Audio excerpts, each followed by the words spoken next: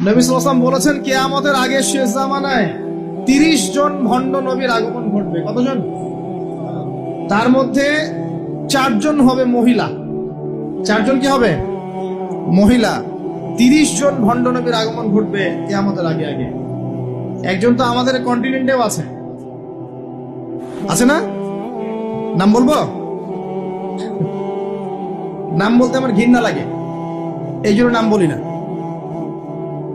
মুহাম্মদ সাল্লাল্লাহু আলাইহি ওয়াসাল্লামের পরে কেউ যদি নবুয়ত দাবি করে এবং কেউ যদি তাদেরকে অনুসরণ করে এবং এই ধর্মে কাউকে দীক্ষিত করায়, কোনো সন্দেহ নাই এ ব্যক্তি সুস্পষ্ট কাফের।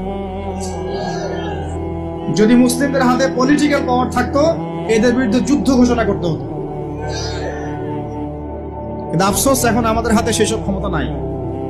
যাদের হাতে আছে তারা এই বিষয়গুলো খুব একটা বোঝে না, কারণ ধর্ম আর রাজনীতি তারা আলাদা করে ফেলেছে। ধর্ম একদিকে, পলিটিক্স আরেকদিকে।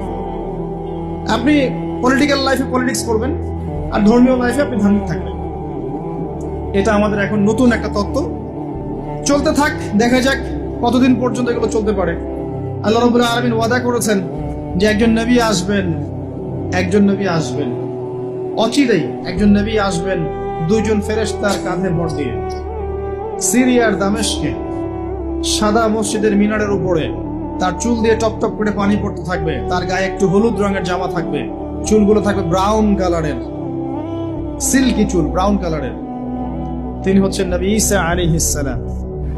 মারিয়াম আলাইহিস সালামের তারা তাকে ক্রুশবিদ্ধ করে নাই, বাল রাফআহু আল্লাহু ইলাইহি, বরং আল্লাহ তাকে তার কাছে তুলে নিয়েছেন। সুবহানাল্লাহ। এবং তিনি তাকে পাঠাবেন কি জন্যে?